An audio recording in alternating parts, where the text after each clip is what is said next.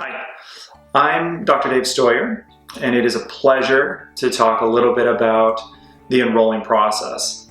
And needless to say, I don't think that anyone would assume that we're masters of this process, and just like I think that some people have better gifts or talents than others. So I think my number one key that I've learned with doTERRA is the fact that each of us need to be confident in who we are.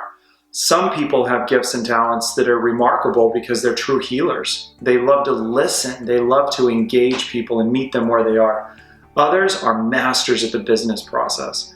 They really can explain it well. They gravitate to people, to their needs, and really put things out in front of them in a comfortable and simple way. So first and foremost, each of us need to learn what we're good at. What do we feel comfortable with? Clearly, we each need to grow. There's no question this business and doTERRA in general is going to ask us to elevate ourselves. That's a wonderful thing to do. But with that, we each need to find our hidden talents, amplify it, tear it up. Number one, first and foremost, after we've identified what those gifts are, those talents that we have, we need to be truly confident. We need to be confident in the process. We need to be confident in ourselves. We need to present doTERRA in a way that people are going to want to listen to us. Because when you're around somebody who doesn't have a whole lot of confidence, it makes you a little uncomfortable. That server comes out at the restaurant and you say, gosh, what should I eat? And they say, well, I kind of like this one. You immediately lose interest and you get a little nervous. So number one, be confident. Be confident with the products. Speak to what you know and that you're passionate about. Number two, know what that person will want. We really need to learn about the person. Let me give you an example. I was in the hospital, had surgery. I was in a couple different times actually. And over the process of that time, we enrolled over, 5 nurses. And the reason was because we were us. We brought doTERRA into my hospital room. We made it a part of us. We tried to help others see that it's a benefit to us. And then as we listened to them, what their needs might be, we were able to find that good common ground.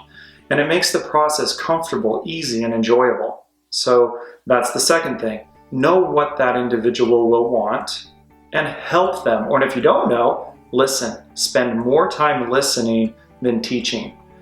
Always a powerful tool. Third, know the enrollment process. Oftentimes, and I hear this all the time, in fact, I just taught a class today, and there were quite a few folks there, and it was interesting to me as I made a comment at the end when we were kind of moving towards that enrollment process. I said, is there somebody here that would feel comfortable having your enrollment process be put up on the big screen? Let's go through it. All of us can learn how to do this more efficiently or maybe a little better. And it's very comforting. I think even when someone's been in this program for a while, oftentimes they'll benefit from relearning the process. So third, make sure you know how to enroll somebody so that it's comfortable and repeatable for them. Please don't make it challenging. You really need to know it backwards and forwards, not just so that you get an enrollment, but more importantly, so that you can meet the needs of the person you're enrolling. You need to know, all of us, what is going to benefit them the most. If the promotions that month are spectacular and they're going to benefit by getting those, please know that ahead of time. It's not just a number. It's possibly a soon to be a very good friend of yours. Please help them and do what's best for them. Fourth, make sure you know what your follow-up plan will be. So after you've gone through the setup process, what's next? It's not just about getting them through the front door, but greeting them on the other side. Putting out that hand and say, welcome to the family. Here's our next step. Then make it enjoyable. Help them understand you're now part of a community. Look at the resources you have. Put them in contact with other individuals that are like-minded. Help them feel that community. Do not leave them abandoned.